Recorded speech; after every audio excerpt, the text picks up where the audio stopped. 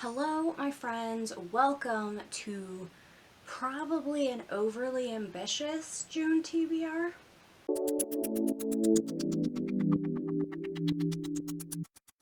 First things first, just so I don't forget, because I tend to forget books that I don't have a physical copy of. In June, I am buddy reading Avidly Reads Guilty Pleasures by Arielle Zibrak with Amrita from the channel Amrita by the Book and Rosie from the channel Rosie Cockshit.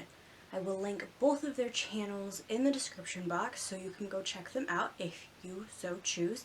We will probably be doing a live show over on Amrita's channel. I believe that's the plan as of now for sometime in mid-June. But don't quote me on that. It's tentative. That may change. Okay, so June is Pride Month.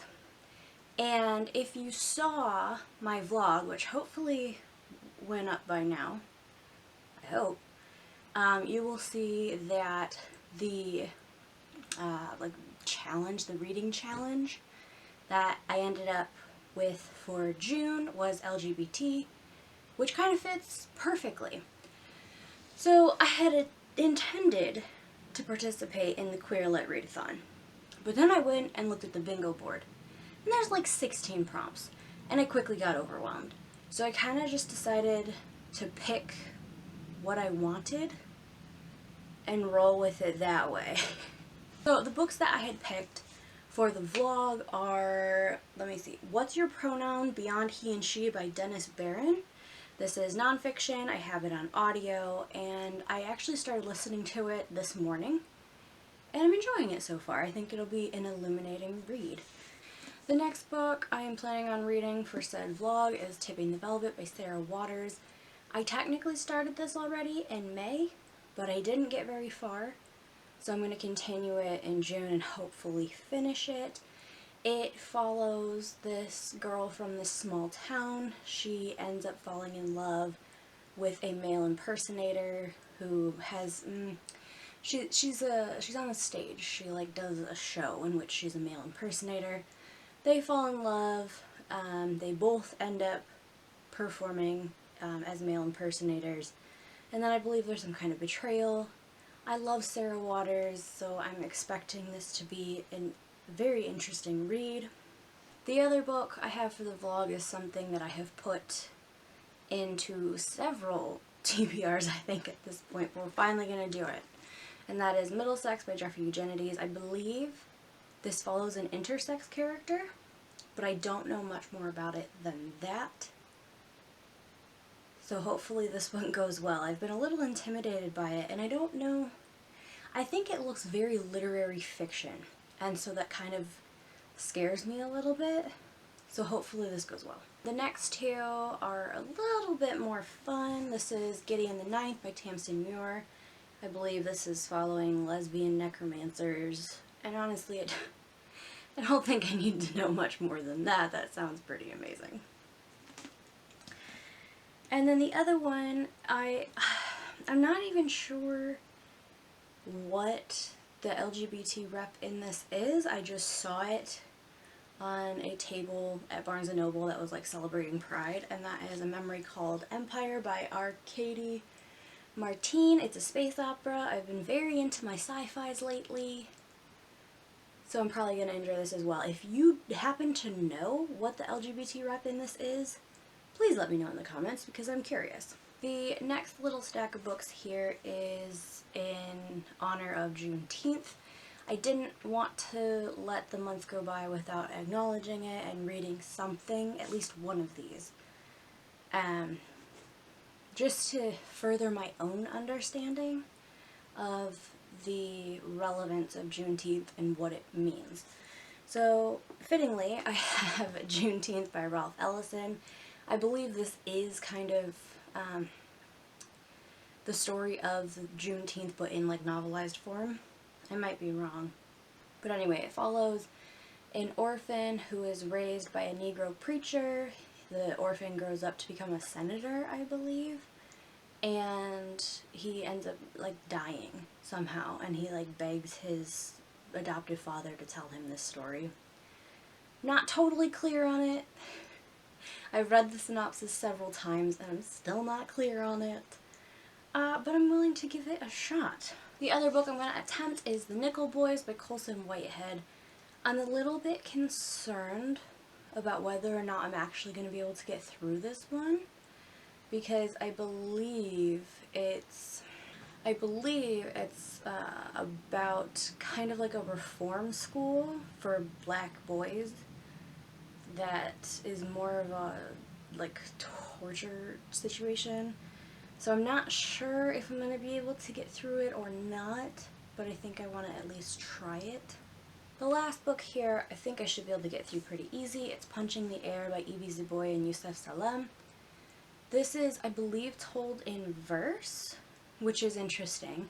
I don't read a ton of novels told in verse, but I'm very interested in getting to it. I also really like the cover, which is always nice. Next, let's talk about a few nonfiction books I would like to get through in June. First up, we have Lab Girl by Jahren. I really need to take this sticker off, but it's too late now and I honestly don't care that much. This book has been spoken very highly of by a lot of booktubers whose opinions I really trust. So I'm hoping this will be an interesting read for me this month. Next up is a book I've actually had sitting on my shelf for a while, In the Garden of the Beasts, Love, Terror, in an American Family in Hitler's Berlin by Larson. I am slowly working my way through all of Larson's works. He was one of the first nonfiction authors that I just really enjoyed, like almost to the, it was the first time that nonfiction felt as compelling as fiction to me. So I am trying to just get through everything he's written. I have I have one other one on my shelf, but it's a lot longer than this one, so we're starting with this one.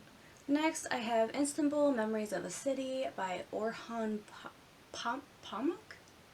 I've been saying, I thought there was an R in there, I don't know. Anyway, this is like part memoir, but partly also just about Istanbul. And I'm curious. I like nonfiction that gives me a feel for places that I don't live in, because I like exploring other cultures, so I'm hoping that this gives me a little taste of that. And then finally, I have King, Kaiser, Tsar, Three Royal Cousins Who Led the World to War by Catrine. I've been looking forward to this for a while. I've decided I'm just going to do it, and that's that. And lastly, we have a couple of random picks that I just want to read, and then a couple books that I've already started. So we have Ariadne by Jennifer Saint. This is, I believe, like Greek myth retelling, but with the woman put at the forefront. Really enjoyed those, so hopefully this follows suit. Then I have Catherine Parr, The Sixth Wife by Ellison Muir. I've really been enjoying this Six Tudor Queen series, and I've been waiting for this to come out for a long time. So I'm happy to finally have it, and I would like to get through it this month. And for the books that I'm already reading, I am on the third book in the Wormwood trilogy by Tade Thompson. This one is The Rosewater Redemption. I blame Emma from a couple books for this. I was kind of already on like a sci-fi binge, and then she talked about this series. It's like sci-fi, but set in Nigeria, and it's like aliens, but the sci-fi elements, instead of being like obscure technology, are based on like fungus. Look, you just have to check it out, okay? I can't really explain it any better than that. It's fairly fast-paced, but it's also one of those stories that you kind of just have to like throw yourself into it and let it pull you along, because certain things don't really make sense, but by the time you get to the end, you realize you understand everything now. It's weird. I enjoyed it. If you like sci-fi, give it a shot. I'm also reading Zarina by Ellen Alpstein, and yes, I realize this is a very odd combination of things to be reading, but odd is kind of my thing. This is about the first Catherine the Great. I think it's set in the 1700s-ish, and it's really interesting. It's very like gossipy in tone, and there's a lot of conjecture about Catherine the Great's early life because we don't really know. We just know that she was a peasant, I think in Poland, She was basically like a serf, and she was nothing, and then suddenly she ends up being raised to like the highest position in Russia. Very much enjoying this. I think I should be able to get through this in the next day or two pretty easily. And the last thing I'm reading, this is kind of heavy, the science book. It's edited by Clifford A. Pickover, From Darwin to Dark Energy, 250 Milestones in the History of Science. Honestly, the sections I'm enjoying most from this are the math-related ones. Like, when they initially came up with the concept of zero, the introduction of the Fibonacci sequence, like those things, fascinating.